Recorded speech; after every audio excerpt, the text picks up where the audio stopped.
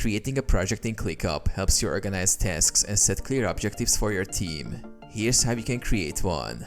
Navigate to your workspace. Log into your ClickUp account and go to your workspace or space where you want to create the project. Click on the plus new button at the top left of your screen. Select project. Choose project from the options presented. ClickUp allows you to organize projects as spaces, folders, or lists. Projects can be created within folders or lists. Name and customize your project. Enter a descriptive name for your project. Optionally, set the color, icon, and other customizations to help you easily identify the project. Add tasks.